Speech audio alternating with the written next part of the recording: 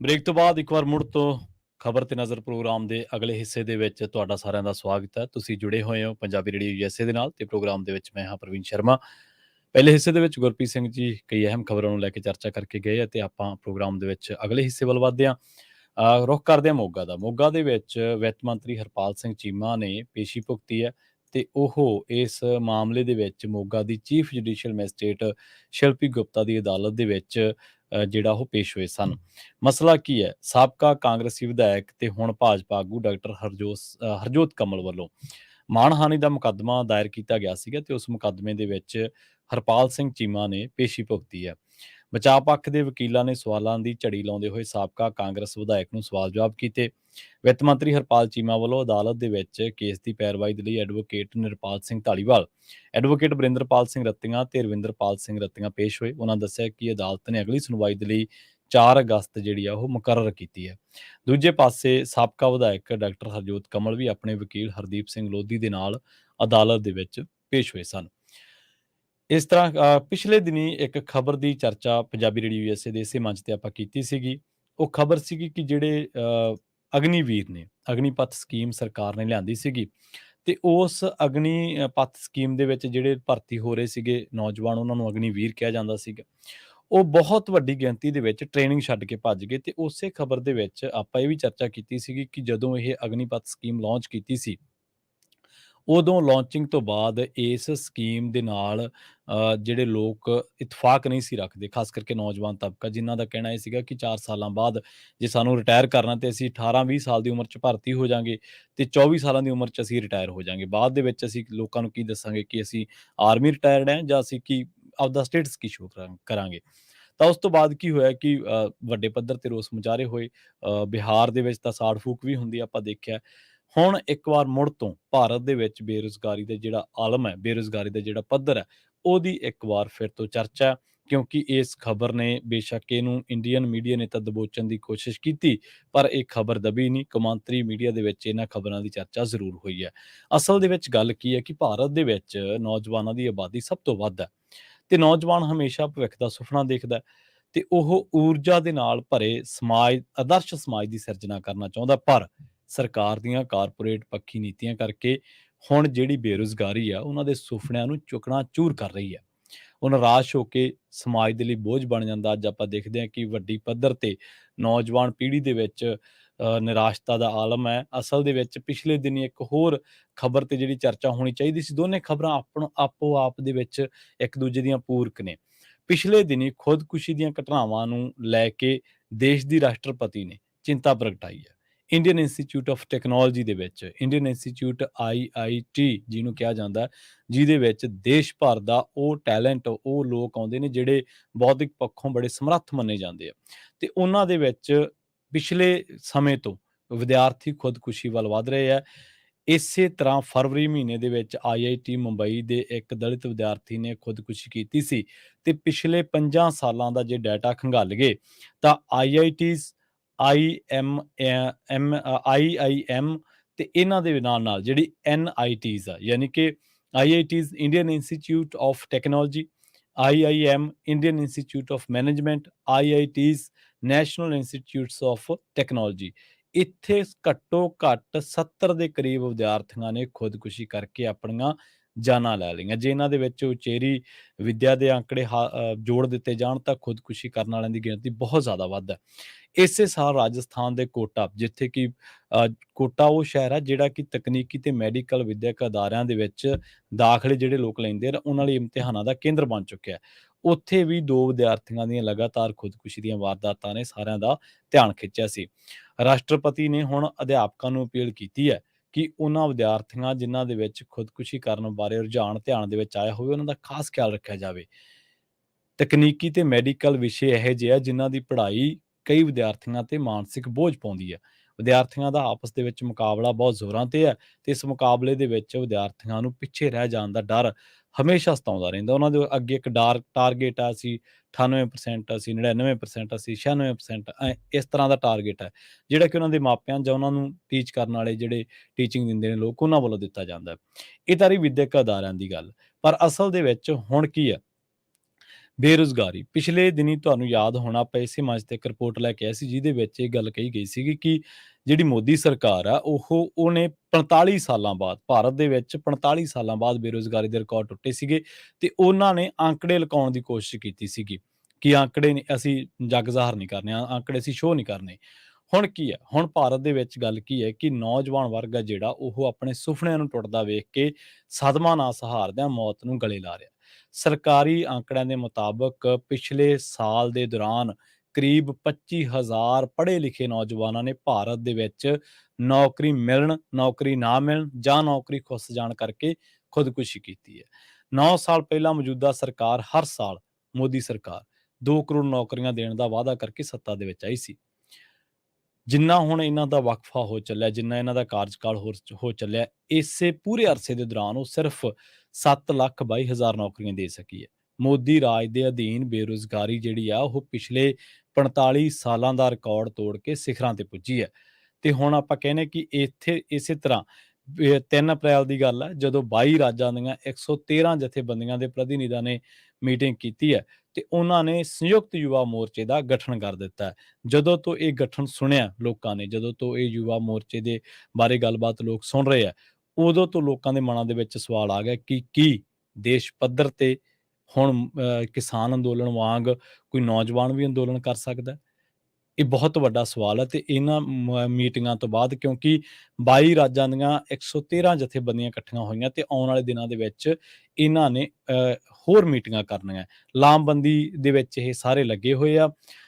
ਹੁਣ ਕਹਿੰਦੇ ਆ ਵੀ ਇਹਨਾਂ ਨੇ ਇਹ ਗੱਲ ਕਹੀ ਆ ਆਪਣੀ ਮੀਟਿੰਗ ਦੇ ਵਿੱਚ ਕਿ ਬੇਰੁਜ਼ਗਾਰੀ ਜਿਹੜੀ ਆ ਉਹ ਬਣ ਗਈ ਹੈ ਕੌਮੀ ਆਫਤ।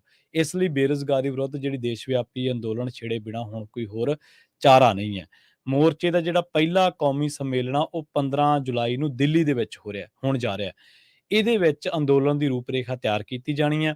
ਇਹਦੇ ਮੋਰਚੇ ਦੇ ਵਿੱਚ ਮੰਗਾਂ ਦੇ ਵਿੱਚ ਰੁਜ਼ਗਾਰ ਗਰੰਟੀ ਕਾਨੂੰਨ, ਜਨਤਕ ਖੇਤਰ ਦੇ ਵਿੱਚ ਖਾਲੀ ਪਈਆਂ ਅਸਾਮੀਆਂ ਨੂੰ ਭਰਨਾ, ਸਥਾਈ ਪ੍ਰਕਿਰਤੀ ਦੇ ਕੰਮਾਂ ਦੇ ਵਿੱਚ ਠੇਕਾ ਸਿਸਟਮ ਨੂੰ ਖਤਮ ਕਰਨਾ, ਅਗਨੀਪਥ ਸਕੀਮ ਉੱਤੇ ਰੋਕ ਲਾ ਕੇ ਰੈਗੂਲਰ ਭਰਤੀ ਕਰਨਾ ਤੇ ਰੇਲਵੇ ਸਮੇਤ ਸਭ ਜਨਤਕ ਖੇਤਰ ਦੇ ਅਦਾਰਿਆਂ ਦਾ ਨਿੱਜੀਕਰਨ ਬੰਦ ਕਰਨਾ, ਇਹ ਇਹਨਾਂ ਦੀਆਂ ਮੰਗਾਂ ਹੋਣਗੀਆਂ।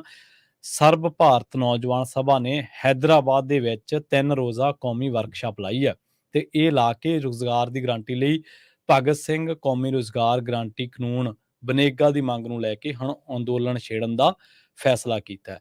ਸੋ 18 ਰਾਜਾਂ ਤੋਂ ਇਹ ਨੌਜਵਾਨ ਆਏ ਸੀਗੇ ਜਿਨ੍ਹਾਂ ਨੇ ਦੇਸ਼ ਦੇ ਵਿੱਚ ਨੌਜਵਾਨਾਂ ਨੂੰ ਜਥੇਬੰਦ ਕਰਨ ਦੇ ਲਈ ਸਾਰੇ ਦੇਸ਼ ਅੰਦਰ 4 ਵੱਖ-ਵੱਖ ਖੇਤਰਾਂ ਦੇ ਵਿੱਚ ਮਾਰਚ ਕਰਕੇ ਨੌਜਵਾਨਾਂ ਨੂੰ ਜਾਗਰੂਕ ਕਰਨਾ ਹੈ। ਅਕਤੂਬਰ ਮਹੀਨੇ ਦੇ ਵਿੱਚ ਸ਼ੁਰੂ ਹੋ ਕੇ 1 ਮਹੀਨਾ ਨੌਜਵਾਨਾਂ ਨੂੰ ਲਾਮਬੰਦ ਕਰਨਗੇ ਤੇ ਬਨੇਗਾ ਦੇ ਇਲਾਵਾ ਮੁਫਤ ਸਿੱਖਿਆ ਤੇ ਲਾਜ਼ਮੀ ਸਿੱਖਿਆ ਦੀ ਮੰਗ ਵੀ ਉਭਾਰੀ ਜਾਵੇਗੀ। ਅਸਲ ਦੇ ਵਿੱਚ ਹੋ ਕੀ ਰਿਹਾ, ਪਿਛਲੇ ਲੰਬੇ ਸਮੇਂ ਤੋਂ ਭਾਰਤ ਦੇ ਵਿੱਚ ਇੱਕ ਖਾਸ ਏਜੰਡੇ, ਪੋਲੀਟੀਕਲ ਏਜੰਡੇ ਤੇ ਇੱਕ ਖਾਸ ਆਈਡੀਓਲੋਜੀ ਨੂੰ ਅਪਣਾਏ ਹੋਏ ਲੋਕ ਹਰ ਥਾਂ ਤੇ ਹਾਵੀ ਨੇ, ਚਾਹੇ ਉਹ ਜੁਡੀਸ਼ਰੀ ਹੋਵੇ, ਚਾਹੇ ਉਹ ਪੁਲਿਸ ਸਰਵਿਸਿਜ਼ ਹੋਣ, ਚਾਹੇ ਉਹ ਜਾਂਚ ਏਜੰਸੀਆਂ ਹੋਣ।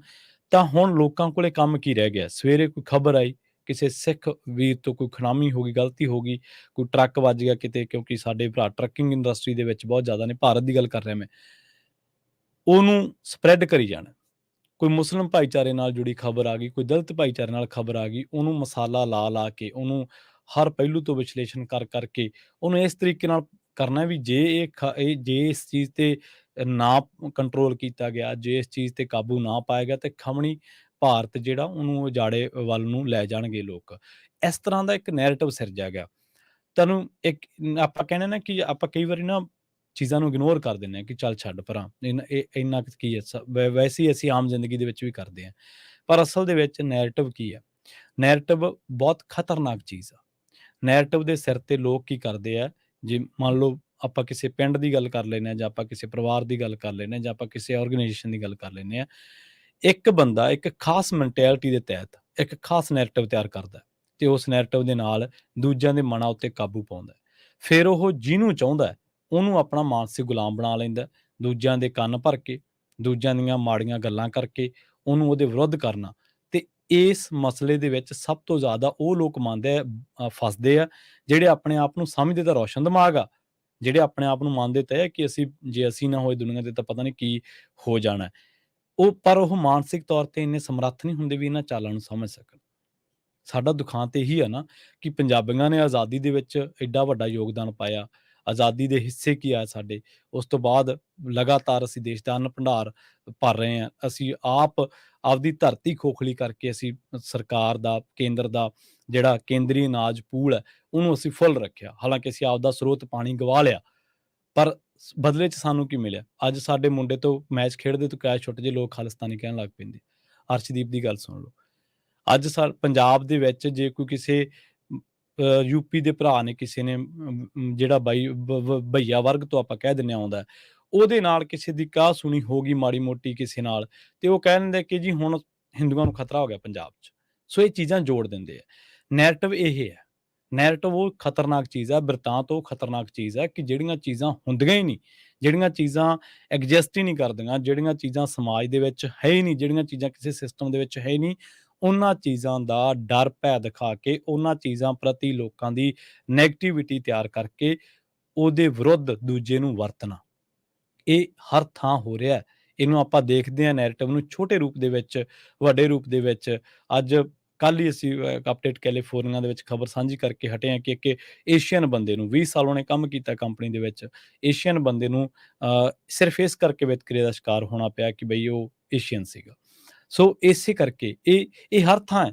ਜੇ ਤੁਹਾਨੂੰ ਲੱਗਦਾ ਕਿ ਯਾਰ ਇਹ ਚੀਜ਼ਾਂ ਹੈ ਨਹੀਂ ਹੈ, ਇਹ ਹਰ ਥਾਂ ਐਗਜ਼ਿਸਟ ਕਰਦੀਆਂ। ਨੈਰੇਟਿਵ ਘੜਿਆ ਜਾਂਦਾ ਹੈ, ਫਿਰ ਨੈਰੇਟਿਵ ਦੇ ਅਧੀਨ ਕੋਈ ਖਾਸ ਸੋਚ ਤਿਆਰ ਕੀਤੀ ਜਾਂਦੀ ਹੈ। ਉਸ ਖਾਸ ਸੋਚ ਦੇ ਬਾਅਦ ਖਾਸ ਬੰਦੇ ਤਿਆਰ ਕੀਤੇ ਜਾਂਦੇ ਆ। ਉਹ ਬੰਦੇ ਫਿਰ ਇੱਕ ਸ਼ੀਲਡ ਦਾ ਕੰਮ ਕਰਦੇ ਆ ਨੈਰੇਟਿਵ ਘੜਨ ਵਾਲੇ ਬੰਦੇ ਨੂੰ। ਉਹ ਕਹਿੰਦੇ ਕਿ ਨਹੀਂ, ਤੁਸੀਂ ਉਹ ਬੰਦੇ ਨੇ ਕਹਿਤਾ ਉਹ ਤਾਂ ਸਹੀ ਆ, ਤੁਸੀਂ ਗਲਤ ਆ। ਤੇ ਇਹਦੇ ਵਿੱਚ ਦੱਬਿਆ ਕੌਣ ਜਾਂਦਾ? ਇਹਦੇ 'ਚ ਦੱਬਿਆ ਜਾਂਦਾ ਸੱਚਾ ਬੰਦਾ। ਇਹਦੇ 'ਚ ਦੱਬਿਆ ਜਾਂਦਾ ਉਹ ਬੰਦਾ ਜਿਹੜੇ ਆਪਣੇ ਹੱਕ ਦੀ ਗੱਲ ਕਰਨਾ ਚਾਹੁੰਦਾ ਵਾ, ਜਿਹੜੀ ਆਪਣੀ ਗੱਲ ਰੱਖਣੀ ਚਾਹੁੰਦਾ। ਪਰ ਨੈਰੇਟਿਵ ਘੜਨ ਵਾਲੇ ਲੋਕ ਉਹਨੂੰ ਹੱਕ ਦੀ ਗੱਲ ਰੱਖਣਾ ਤਾਂ ਦੂਰ ਦੀ ਗੱਲ, ਉਹਨੂੰ ਸੋਚਣ ਵੀ ਨਹੀਂ ਦਿੰਦੇ। ਸੋ ਇਹ ਬੜੀ ਤਰਾਸਦੀ ਹੈ ਸਾਡੇ ਸਮਾਜ ਦੀ ਕਿ ਸਾਡੇ ਸਮਾਜ ਦੇ ਵਿੱਚ ਕੁਝ ਸੰਕੀਰਨ ਸੋਚ ਵਾਲੇ, ਕੁਝ ਘਟੀਆ ਸੋਚ ਦੇ ਲੋਕ ਇਹਨਾਂ ਚੀਜ਼ਾਂ ਦੇ ਉੱਤੇ ਕੰਮ ਕਰਦੇ ਨੇ। ਉਹ ਲਾਹੇ ਲੈਂਦੇ ਨੇ, ਬੈਨੀਫਿਟ ਖੱਟਦੇ ਨੇ, ਪਰ ਬਾਅਦ ਦੇ ਵਿੱਚ ਰੋਕਦੇ ਨੇ ਉਹ ਜਿਹੜੇ ਲੋਕ ਹੱਕ ਦੀ ਗੱਲ ਕਰਦੇ ਆ, ਜਿਹੜੇ ਲੋਕ ਸਹੀ ਗੱਲ ਕਰਦੇ ਆ। ਉਹ ਕਹਿੰਦੇ ਕਿ ਨਹੀਂ, ਤੁਸੀਂ ਇਹ ਗੱਲ ਨਾ ਕਰੋ, ਤੁਸੀਂ ਆਪਦੇ ਹੱਕ ਦੀ ਗੱਲ ਨਾ ਕਰੋ, ਤੁਸੀਂ ਜਿਹੜੀ ਅਸੀਂ ਕਹਿੰਦੇ ਹਾਂ ਉਹ ਗੱਲ ਕਰੋ। ਇਹੀ ਸਰਕਾਰਾਂ ਦਾ ਕੰਮ ਹੈ। ਸਰਕਾਰਾਂ ਕਹਿੰਦੀਆਂ ਕਿ ਤੁਸੀਂ ਰੁਜ਼ਗਾਰ ਦੀ ਗੱਲ ਕਰਦੇ ਹੋ, ਉਧਰ ਤਾਂ ਹਿੰਦੂ ਨੂੰ ਖਤਰਾ ਹੋਇਆ ਪਿਆ, ਤੁਹਾਨੂੰ ਨੌਕਰੀਆਂ ਦੀ ਪਈ ਹੈ। ਆਪ ਮਣੀਪੁਰ ਦੇ ਵਿੱਚ ਦੇਖ ਲਓ ਕੀ ਹੋ ਰਿਹਾ, ਮੱਧ ਪ੍ਰਦੇਸ਼ ਦੇ ਵਿੱਚ ਦੇਖ ਲਓ ਕੀ ਹੋ ਰਿਹਾ, ਰਾਜਸਥਾਨ ਦੇ ਵਿੱਚ ਦੇਖ ਲਓ ਕੀ ਹੋ ਰਿਹਾ।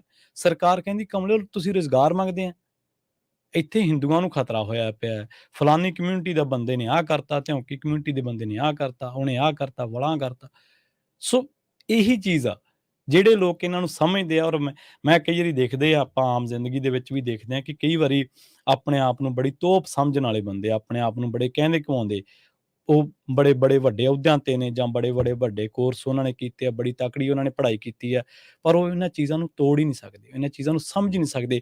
ਉਹ ਖੁਦ WhatsApp ਲੈ ਕੇ ਇਹਨਾਂ ਚੀਜ਼ਾਂ ਨੂੰ ਸਪਰੈਡ ਕਰਦੇ ਆ ਕਿ ਉਹ ਖੁਦ WhatsApp ਦੇ ਜ਼ਰੀਏ, ਸੋਸ਼ਲ ਮੀਡੀਆ ਦੇ ਜ਼ਰੀਏ। ਹੁਣ ਤੁਸੀਂ ਦੇਖੋ ਇੱਥੇ ਕੋਈ ਬੰਦਾ ਪ੍ਰੈਜ਼ੀਡੈਂਟ ਦੀ ਆਲੋਚਨਾ ਕਰਦਾ, ਉਹਦੇ ਤੋਂ ਕਿਸੇ ਖਾਸ ਬੰਦੇ ਨੂੰ ਚਿੜ੍ਹ ਤਾਂ ਨਹੀਂ ਨਾ, ਆਪਾਂ ਤੁਸੀਂ ਮੈਂ ਉਹਨੂੰ ਕੋਈ ਰੋਕਦਾ ਤਾਂ ਨਹੀਂ ਨਾ ਕਿ ਠੀਕ ਹੈ ਭਾਈ ਤੇਰੇ ਵਖਰੇਵਿਆਂ ਤੂੰ ਕਰ ਆਲੋਚਨਾ। ਪਰ ਇਹ ਪੰਜਾਬ 'ਚ ਨਹੀਂ ਹੈ। ਪੰਜਾਬ 'ਚ ਹਰ ਲੀਡਰ ਦੇ ਭਗਤ ਨੇ, ਭਗਵੰਤ ਮਾਨ ਦੇ ਵੀ ਨੇ, ਕੈਪਟਨ ਅਮਰਿੰਦਰ ਸਿੰਘ ਦੇ ਵੀ ਨੇ, ਪ੍ਰਕਾਸ਼ ਸਿੰਘ ਬਾਦਲ ਦੇ ਵੀ ਸੀਗੇ, ਸੁਖਬੀਰ ਸਿੰਘ ਬਾਦਲ ਦੇ ਵੀ ਨੇ, ਨਵਜੋਤ ਸਿੱਧੂ ਦੇ ਵੀ ਨੇ, ਸਭ ਹਰੇਕ ਦੇ, ਕਿਸੇ ਵੀ ਪਾਰਟੀ 'ਚ ਲਾ ਲਓ, ਸੁਖਪਾਲ ਖਹਿਰੇ ਦੇ ਵੀ ਹੋਣਗੇ, ਹੋਰ ਵੀ ਜਿੰਨੇ ਲੀਡਰ ਆ ਜਿਹੜੇ ਮੇਨ ਪਾਰਟੀਆਂ 'ਚ ਵਿਚਰਦੇ ਆ, ਸੁਨੀਲ ਜਾਖੜ ਦੇ ਵੀ ਹੋਣਗੇ। ਇਸੇ ਤਰ੍ਹਾਂ ਮੋਦੀ ਦੇ ਨੇ। ਜਦੋਂ ਲੋਕ ਰੁਜ਼ਗਾਰ ਤੇ ਸਵਾਲ ਕਰਦੇ ਆ, ਜਦੋਂ ਲੋਕ ਭਾਰਤ ਦੇ ਹਾਲਾਤ ਤੇ ਸਵਾਲ ਕਰਦੇ ਆ, ਜਦੋਂ ਮੀਡੀਆ ਸਵਾਲ ਕਰਦਾ, ਤਾਂ ਉਹ ਲੋਕ ਮੋਦੀ ਨੂੰ ਬੋਲਣ ਦਾ ਮੌਕਾ ਨਹੀਂ ਦਿੰਦੇ, ਉਹ ਆਪ ਅੱਗਾ ਵੱਲਦੇ, ਉਹ ਆਪ ਉਹਨੂੰ ਸ਼ੀਲਡ ਕਰਦੇ ਆ, ਉਹ ਆਪ ਉਹਨਾਂ ਚੀਜ਼ਾਂ ਤੇ ਬੋਲਦੇ ਆ। ਇਸੇ ਤਰ੍ਹਾਂ ਹੁਣ ਭਾਰਤ ਦੇ ਵਿੱਚ ਬਹੁਤ ਵੱਡੇ ਪੱਧਰ ਤੇ ਇੱਕ ਨੌਜਵਾਨ ਸੋਚ ਆਉਣ ਵਾਲੇ ਦਿਨਾਂ ਦੇ ਵਿੱਚ ਬਹੁਤ ਵੱਡਾ ਅੰਦੋਲਨ ਕਰਨ ਜਾ ਰਹੀ ਹੈ, ਔਰ ਇਹਦੀ ਅੰਦਰ ਖਾਤੇ ਤਿਆਰੀ ਹੋ ਰਹੀ ਹੈ। ਪਹਿਲਾ ਅੰਦੋਲਨ ਖਿਡਾਰੀਆਂ ਨੇ ਕੀਤਾ, ਉਹ ਅੰਦੋਲਨ ਤਿੱਤਰ ਬਿੱਤਰ ਹੋ ਗਿਆ ਕਿਉਂਕਿ ਗਵਰਨਮੈਂਟ ਸਪਾਂਸਰਡ ਲੋਕ ਉਹਦੇ 'ਚ ਇਨਵੋਲਵ ਹੋਏ, ਉਹਨੂੰ ਤਾਰੋ ਪੀਡੋ ਕੀਤਾ ਗਿਆ, ਫਿਰ ਉਹਨੂੰ ਤੋੜਿਆ ਗਿਆ। ਇਸੇ ਤਰ੍ਹਾਂ ਕਿਸਾਨਾਂ ਦਾ ਅੰਦੋਲਨ ਸੀ, ਜਿਹਨੂੰ ਪਹਿਲਾਂ ਕਿਹਾ ਗਿਆ ਕਿ ਕਾਮਰੇਡੀ ਤੁਰੇ ਫਿਰਦੇ ਆ, ਬਾਅਦ ਦੇ ਵਿੱਚ ਪਤਾ ਲੱਗਿਆ ਕਿ ਉੱਥੇ ਤਾਂ ਪੰਥਕ ਏਜੰਡਾ ਵੀ ਹੈ, ਪੰਥਕ ਜਥੇਬੰਦੀਆਂ, ਪੰਥਕ ਲੋਕ। ਗੁਰੂ ਨਾਨਕ ਸਾਹਿਬ ਦਾ ਲੰਗਰ ਉੱਥੇ 24 ਘੰਟੇ ਚੱਲਦਾ, ਉੱਥੇ ਇਕੱਲੇ ਕਿਸਾਨਾਂ ਵਾਸਤੇ ਨਹੀਂ, ਦਿੱਲੀ ਦੇ ਲੋਕਾਂ ਨੇ ਵੀ ਛਕਿਆ ਵਾਧੂ। ਤੇ ਉਸ ਝੰਡੇ ਦੇ ਹੇਠ ਲੜਾਈ ਲੜੀ ਗਈ, ਬਾਅਦ ਦੇ ਵਿੱਚ ਵੀ ਆਪਾਂ ਵਖਰੇਵਾਂ ਦੇਖਿਆ, ਪਰ ਜਿੱਤਿਆ ਲੋਕਾਂ ਨੇ, ਕਿਉਂਕਿ ਲੋਕਾਂ ਦੇ ਵਿੱਚ ਸਮਰਪਣ ਸੀ, ਲੋਕਾਂ ਦੇ ਵਿੱਚ ਦ੍ਰਿੜਤਾ ਸੀ, ਲੋਕ ਜਿੱਤੇ ਆਪਣੇ ਪੰਜਾਬ ਦੇ। ਇੱਕ ਵਾਰ ਫਿਰ ਸਾਡੇ ਇਸ ਵੇਲੇ ਮੁਹਿੰਮ ਆਣ ਖੜੀ ਹੈ ਤੇ ਅਸੀਂ ਉਸ ਮੁਹਿੰਮ ਨੂੰ ਵੀ ਜਿੱਤਣ ਦੇ ਲਈ ਜ਼ੋਰ ਲਾ ਰਹੇ ਹਾਂ ਅੱਡੀ ਚੋਟੀ। ਚਾਹੇ ਸਾਡੇ ਐਸਜੀਪੀਸੀ ਨਾਲ ਲੱਖ ਵਖਰੇਵੇਂ ਹੋਣਗੇ, ਉਹ ਵਖਰੇਵੇਂ ਐਸਜੀਪੀਸੀ ਨਾਲ ਨਹੀਂ ਹੈ, ਇਹ ਵੀ ਸਮਝ ਗਏ ਅਸੀਂ।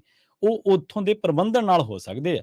ਇਸੇ ਤਰ੍ਹਾਂ ਆਪਾਂ ਕਈ ਵਾਰੀ ਵੇਖਿਆ ਕਿ ਜਿਵੇਂ ਹੁਣ ਉੱਥੇ ਸਿਆਸੀ ਚੀਜ਼ਾਂ ਇਹ ਪਰਛਾਵੇਂ ਹੇਠ ਚੱਲਦੀਆਂ ਤੇ ਕਈ ਲੋਕ ਸ੍ਰੀ ਅਕਾਲ ਤਖ਼ਤ ਸਾਹਿਬ ਨੂੰ ਟਾਰਗੇਟ ਕਰਦੇ। ਅਸੀਂ ਹਮੇਸ਼ਾ ਇਹ ਗੱਲ ਕਹਿੰਦੇ ਹਾਂ ਕਿ ਤੁਸੀਂ ਉਸ ਪਦਵੀ ਨੂੰ, ਉਸ ਸਿਰਮੌਰ ਜਥੇਬੰਦੀ ਨੂੰ, ਉਸ ਜਿਹਨੂੰ ਸਾਰੀ ਕੌਮ ਪ੍ਰਣਾਈ ਹੋਈ ਹੈ, ਤੁਸੀਂ ਉਹਨੂੰ ਨਾ ਕਹੋ ਕੁਛ, ਤੁਸੀਂ ਉਹ ਬੰਦਿਆਂ ਨੂੰ ਕਹੋ ਜਿਹੜੇ ਉੱਥੇ ਕੰਮ ਕਰ ਰਹੇ ਆ। ਸਾਡੇ ਉਹਨਾਂ ਨਾਲ ਵਖਰੇਵੇਂ ਹੋ ਸਕਦੇ, ਸਾਡੇ ਜਥੇਦਾਰ ਹਰਪ੍ਰੀਤ ਸਿੰਘ ਜੀ ਨਾਲ ਵਖਰੇਵੇਂ ਹੋ ਸਕਦੇ ਆ, ਸਾਡੇ ਰਘਬੀਰ ਸਿੰਘ ਜੀ ਨਾਲ ਵਖਰੇਵੇਂ ਹੋ ਸਕਦੇ ਆ, ਗੁਰਬਚਨ ਜਿਹੜੇ ਇਸ ਤੋਂ ਪਹਿਲਾਂ ਜਥੇਦਾਰ ਸਾਹਿਬ ਸੀਗੇ, ਗੁਰਬਚਨ ਸਿੰਘ ਜੀ, ਉਹਨਾਂ ਨਾਲ ਵਖਰੇਵੇਂ ਹੋ ਸਕਦੇ ਆ। ਉਹਨਾਂ ਨੂੰ ਅਸੀਂ ਕਹਿੰਦੇ ਰਹੇ ਹਾਂ ਕਿ ਤੁਸੀਂ ਭਾਈ ਮਾਫੀ ਕਿਉਂ ਦਿੱਤੀ ਡੇਰਾ ਸਿਰਸਾ ਵਾਲਿਆਂ ਨੂੰ। ਸੋ ਵਖਰੇਵੇਂ ਤਾਂ ਸਾਡੇ ਵਿਅਕਤੀ ਵਿਸ਼ੇਸ਼ ਨਾਲ ਹੋ ਸਕਦੇ ਆ, ਅਦਾਰੇ ਨਾਲ, ਉੱਥੋਂ ਦੀ ਜਥੇਬੰਦੀ ਨਾਲ ਨਹੀਂ ਗੇ। ਸੋ ਇੱਥੇ ਇਹੀ ਚੀਜ਼ ਇੱਥੇ ਸਮਝਣ ਵਾਲੀ ਹੈ ਕਿ ਅਸੀਂ ਸਰਕਾਰ ਤੋਂ ਰੁਜ਼ਗਾਰ ਮੰਗਦੇ ਹਾਂ, ਲੋਕਾਂ ਤੋਂ ਨਹੀਂ ਮੰਗਦੇ। ਅਸੀਂ ਕਿਸੇ ਬੀਜੇਪੀ ਦੇ ਵਰਕਰ ਨੂੰ ਥੋੜ੍ਹਾ ਕਹਿਣਾ ਕਿ ਭਾਈ ਸਾਡੇ ਖਾਤੇ 'ਚ ਆਏ ਮਹੀਨੇ ਤੂੰ 20,000 ਰੁਪਈਆ ਪਾ ਦਿਆ ਕਰ। ਨਹੀਂ, ਅਸੀਂ ਕਹਿੰਦੇ ਕਿ ਯਾਰ ਸਾਡਾ ਹੱਕ ਬਣਦਾ, ਅਸੀਂ ਪੜ੍ਹੇ ਲਿਖੇ, ਸਾਨੂੰ ਸਰਕਾਰ ਰੁਜ਼ਗਾਰ ਦੇਵੇ। ਪਰ ਬੀਜੇਪੀ ਵਾਲੇ, ਇਸੇ ਤਰ੍ਹਾਂ ਕਾਂਗਰਸ ਵੀ ਕਰਦੀ ਰਹੀ ਹੈ, ਬੀਜੇਪੀ ਵਾਲੇ ਕਹਿੰਦੇ ਕਿ ਨਹੀਂ, ਤੁਸੀਂ ਮੋਦੀ ਨੂੰ ਨਾ ਕੁਛ ਕਹੋ। ਸੋ ਇਹ ਹੈ ਨੈਰੇਟਿਵ ਕਿ ਲੋਕਾਂ ਦੇ ਦਿਮਾਗਾਂ ਦੇ ਵਿੱਚ ਭਰ ਦੇਣਾ ਕਿ ਬਈ ਜੇ ਆਹ ਗੱਲ ਹੋ ਗਈ ਤਾਂ ਸਰਕਾਰ ਨੂੰ ਬਹੁਤ ਖਤਰਾ। ਪੁਲਵਾਮਾ ਅਟੈਕ ਹੋਇਆ, ਜਵਾਬਦੇਹੀ ਤਾਂ ਸਰਕਾਰ ਦੀ ਬਣਦੀ ਸੀ ਕਿ ਬਈ ਸਰਕਾਰ ਕੀ ਕਰ ਰਹੀ ਹੈ, ਕਿਉਂ ਅਟੈਕ ਹੋਇਆ, ਪਰ ਇਹਨੂੰ ਵਰਤਿਆ ਗਿਆ ਦੂਜੇ ਢੰਗ ਨਾਲ ਕਿ ਬਈ ਪੁਲਵਾਮਾ ਅਟੈਕ ਹੋ ਗਿਆ, ਦੇਸ਼ ਨੂੰ ਖਤਰਾ ਹੈ, ਜੇ ਕੋਈ ਦੇਸ਼ ਨੂੰ ਸੰਭਾਲ ਸਕਦਾ ਤੇ ਉਹ ਮੋਦੀ ਹੈ, ਮੋਦੀ ਨੂੰ ਵੋਟਾਂ ਪਾਓ, 2019 ਦਾ ਇਲੈਕਸ਼ਨ ਜਿਤਾਓ। ਸੋ ਹੁਣ ਯੂਸੀਸੀ ਆ ਗਿਆ, ਯੂਸੀਸੀ ਤੇ ਵੀ ਕਿਸੇ ਦਿਨ ਆਪਾਂ ਰਿਪੋਰਟ ਕਰਾਂਗੇ ਕਿ ਕਿਉਂ ਇਹਨੂੰ ਜਿਹੜੀਆਂ ਘੱਟ ਗਿਣਤੀਆਂ ਫਿਰਕੇ ਆ, ਜਿਹੜੇ ਦੂਜੇ ਭਾਈਚਾਰੇ ਆ, ਉਹਨੂੰ ਕਿਉਂ ਖਤਰਾ ਮੰਨਦੇ ਨੇ। ਸੋ ਇਹ ਹਰ ਥਾਂ ਨੈਰੇਟਿਵ, ਹਰ ਥਾਂ ਕਿ ਇੱਕ ਬੰਦਾ ਇੱਕ ਪਲਾਨ ਤਿਆਰ ਕਰਦਾ, ਪਲਾਨ ਦੇ ਤਹਿਤ ਉਹ ਲੋਕਾਂ ਨੂੰ ਆਪਣੇ ਵਲੇਵੇਂ ਦੇ ਵਿੱਚ ਲੈਂਦਾ, ਵਲੇਵੇਂ ਦੇ ਵਿੱਚ ਲੈ ਕੇ ਉਹਨਾਂ ਲੋਕਾਂ ਦੀ ਫਿਰ ਉਹ ਵਰਤੋਂ ਕਰਦਾ, ਜਿਹੜੇ ਲੋਕ ਆਪਣੇ ਹੱਕ ਹਕੂਕ ਦੀ ਗੱਲ ਕਰਦੇ ਆ ਉਹਨਾਂ ਦੇ ਵਿਰੁੱਧ। ਉਹ ਅੱਗੇ ਚੱਲਦਾ ਹੈ, ਨੈਰੇਟਿਵ ਤਿਆਰ ਕਰਨ ਵਾਲਾ ਬੰਦਾ ਹਮੇਸ਼ਾ ਅੱਗੇ ਚੱਲਦਾ। ਉਹਦੇ ਨੈਰੇਟਿਵ ਨੂੰ, ਉਹਦੀ ਗੱਲ ਨੂੰ ਤੋੜਨ ਦਾ ਕੋਈ ਤੋੜ ਨਹੀਂ, ਕਿਉਂਕਿ ਉਹ ਸੱਤਾਧਾਰੀ ਹੈ, ਉਹਦੇ ਕੋਲੇ ਉਹ ਸਮਰੱਥ ਹੈ, ਉਹ ਇਕਨੋਮਿਕਲੀ ਸਮਰੱਥ ਆ, ਉਹਦਾ ਰਿਸੋਰਸਿਸ ਤੇ ਕਾਬੂ ਆ, ਉਹਦਾ ਦਿਮਾਗਾਂ ਤੇ ਵੀ ਕਾਬੂ ਹੈ, ਉਹਦਾ ਜ਼ਮਾਨਾਂ ਤੇ ਵੀ ਕਾਬੂ ਹੈ। ਸੋ ਇਹ ਚੀਜ਼ਾਂ ਹਰ ਥਾਂ ਨੇ ਔਰ ਇਹਦਾ ਸ਼ਿਕਾਰ ਹੁੰਦੇ ਨੇ ਉਹ ਲੋਕ ਜਿਹੜੇ ਲੋਕ ਮਾਨਸਿਕ ਤੌਰ ਤੇ ਇੰਨੇ ਸਮਰੱਥ ਨਹੀਂ ਹੁੰਦੇ ਕਿ ਇਹਨਾਂ ਚੀਜ਼ਾਂ ਨੂੰ ਸਮਝ ਸਕੀਏ, ਇਸ ਭਰਮ ਜਾਲ ਨੂੰ ਤੋੜ ਸਕੀਏ। ਇਸੇ ਕਰਕੇ ਦੇਸ਼ ਦੀ ਬਹੁਤ ਵੱਡੀ ਆਬਾਦੀ ਜਿਹੜੀ ਹੈ ਉਹ ਹੁਣ ਅੰਦਰੋਂ ਅੰਦਰੀ ਇਹਨਾਂ ਚੀਜ਼ਾਂ ਦੇ ਵਿੱਚ ਤਿਆਰ ਹੋ ਰਹੀ ਹੈ। ਹੁਣ ਕਾਰਪੋਰੇਟ ਨੇ ਸਾਰੀਆਂ ਉੱਥੋਂ ਦੀਆਂ ਜਿਹੜੀਆਂ ਨੌਕਰੀਆਂ ਨੇ ਉਹ ਖਾ ਲਈਆਂ ਨੇ। ਜਿਵੇਂ ਜਿਵੇਂ ਪਬਲਿਕ ਸੈਕਟਰ ਖਤਮ ਹੋਊਗਾ ਤਾਂ ਉਹਦਾ ਅਸਰ ਤਾਂ ਪੈਣਾ ਹੀ ਪੈਣਾ, ਕਿਉਂਕਿ ਲੋਕਾਂ ਨੂੰ ਰੁਜ਼ਗਾਰ ਦਾ ਬਹੁਤ ਵੱਡਾ ਸਾਧਨ ਪਬਲਿਕ ਸੈਕਟਰ ਵੀ ਹੈ, ਹਾਲਾਂਕਿ ਪ੍ਰਾਈਵੇਟ ਸੈਕਟਰ ਵੀ ਹੈ। ਹੁਣ ਸਰਕਾਰ ਦੇ ਭਗਤ ਕਹਿਣਗੇ ਕਿ ਤੁਸੀਂ ਪ੍ਰਾਈਵੇਟ ਨੌਕਰੀਆਂ ਕਿਉਂ ਨਹੀਂ ਕਰਦੇ। ਅਸੀਂ ਲੋਕ ਪ੍ਰਾਈਵੇਟ ਨੌਕਰੀਆਂ ਵੀ ਤਾਂ ਕਰ ਹੀ ਰਹੇ ਆ, ਸਾਰਾ ਭਾਰਤ ਥੋੜ੍ਹਾ ਨੌਕਰੀ ਮੰਗਦਾ ਸਰਕਾਰ ਤੋਂ, ਪਰ ਜਿਹੜੇ ਸਮਰੱਥ ਨੇ, ਜਿਹੜੇ ਖਾਲੀ ਪਏ ਅਸਾਮੀਆਂ ਨੇ, ਉਹ ਤਾਂ ਭਰਨਾ ਸਰਕਾਰ ਦਾ ਕੰਮ ਹੈ। ਸੋ ਹੁਣ ਦੱਸਦੇ ਆ ਕਿ ਇਸ ਦਿੱਲੀ ਯੂਨੀਵਰਸਿਟੀ ਦੇ ਜਾਂ ਹੋਰਨਾਂ ਯੂਨੀਵਰਸਿਟੀਆਂ ਦੇ ਜਿੰਨੇ ਵੀ ਅਧਿਆਪਕ ਨੇ ਉਹ ਹੁਣ ਬੇਰੁਜ਼ਗਾਰੀ ਵਿਰੁੱਧ ਅੰਦੋਲਨ ਦੇ ਲਈ ਜਿਹੜੇ ਕਮਰ ਕੱਸੇ ਆ ਉਹ ਕੱਸ ਰਹੇ ਨੇ। ਤੇ ਜੇਕਰ ਸਾਰੀਆਂ ਕੋਸ਼ਿਸ਼ਾਂ ਇਕਜੁੱਟ ਹੋ ਗਈਆਂ ਤਾਂ ਅੰਦੋਲਨ ਕਿਸਾਨ ਅੰਦੋਲਨ ਵਾਂਗ ਹੀ ਆਜ਼ਾਦੀ ਤੋਂ ਬਾਅਦ ਸਭ ਤੋਂ ਵੱਡਾ ਸ਼ਕਤੀਸ਼ਾਲੀ ਅੰਦੋਲਨ ਹੋਊਗਾ। ਤੁਹਾਨੂੰ ਯਾਦ ਹੋਣਾ ਜਿਹੜੇ ਲੋਕ 70 ਦੇ ਦਹਾਕੇ ਦੇ ਵਿੱਚ, ਜਿਹੜੇ ਲੋਕ 70 ਦੇ ਦਹਾਕੇ ਦੀ ਪੋਲਿਟਿਕਸ ਨੂੰ ਦੇਖਦੇ ਰਹੇ ਆ, ਵੇਖਦੇ ਰਹੇ ਆ, ਉਹਨਾਂ ਲੋਕਾਂ ਨੇ ਜੇਪੀ ਅੰਦੋਲਨ ਦੇਖਿਆ ਹੋਣਾ। ਜੇਪੀ ਅੰਦੋਲਨ ਚੋਂ ਅੱਜ ਦਾ ਨਿਤਿਸ਼ ਕੁਮਾਰ, ਲਾਲੂ ਪ੍ਰਸਾਦ ਯਾਦਵ, ਹੋਰ ਬਥੇਰੇ ਲੀਡਰ ਨਿਕਲੇ। ਇਹ ਉਦੋਂ ਪੜ੍ਹਦੇ ਹੁੰਦੇ ਸੀ। ਇਸੇ ਤਰ੍ਹਾਂ ਸਟੂਡੈਂਟ ਪੋਲਿਟਿਕਸ ਦੇ ਵਿੱਚੋਂ ਪੰਜਾਬ ਦੇ ਵਿੱਚੋਂ ਬਹੁਤ ਲੀਡਰ ਨਿਕਲੇ, ਜਗਮੀਤ ਸਿੰਘ ਬਰਾੜ, ਮੈਂ ਗਲਤ ਨਾ ਹੋਵਾਂ ਤਾਂ ਵੀਰ ਦਵਿੰਦਰ ਸਿੰਘ ਇਸ ਦੁਨੀਆ ਤੇ ਨਹੀਂ ਰਹੇ, ਕੁਲਜੀਤ ਸਿੰਘ ਨਾਗਰਾ, ਹੋਰ ਬਥੇਰੇ ਲੀਡਰ ਨਿਕਲੇ। ਪਰ ਇਹ ਲੀਡਰ ਪੰਜਾਬ ਨੂੰ ਕੋਈ ਸੇਧ ਦੇਣ ਦੇ ਵਿੱਚ, ਤਾਂ ਸੇਧ ਦੇਣਾ ਦੂਰ ਦੀ ਗੱਲ ਹੈ, ਇਹ ਆਪਣੇ ਏਜੰਡੇ ਹੀ ਨਹੀਂ ਸਪਸ਼ਟ ਕਰ ਸਕੇ। ਤੇ ਇਸੇ ਤਰ੍ਹਾਂ ਕਈ ਵਾਰੀ ਹਾਸ਼ੀਆਗ੍ਰਸਤ ਵੀ ਬੰਦਾ ਹੋ ਸਕਦਾ ਜਦੋਂ ਏਜੰਡਾ ਸਪਸ਼ਟ ਨਹੀਂ ਹੈ। ਪੰਜਾਬੀ ਰੇਡੀਓ USA ਦੇ ਪ੍ਰੋਗਰਾਮ ਖਬਰ ਤੇ ਨਜ਼ਰ ਨੂੰ ਇੱਥੇ ਸਮਾਪਤ ਕਰਾਂਗੇ। ਅਗਲੀ ਪੇਸ਼ਕਸ਼ ਪ੍ਰੋਗਰਾਮ ਅਪਡੇਟ ਅਮਰੀਕਾ ਜਲਦ ਲੈ ਕੇ ਹਾਜ਼ਰ ਹੋਵਾਂਗੇ। ਜੁੜੇ ਰਹੋ ਪੰਜਾਬੀ ਰੇਡੀਓ USA ਦੇ ਨਾਲ। ਤੁਹਾਡਾ ਸਾਰਿਆਂ ਦਾ ਬਹੁਤ ਬਹੁਤ ਧੰਨਵਾਦ। ਸਤਿ ਸ਼੍ਰੀ ਅਕਾਲ।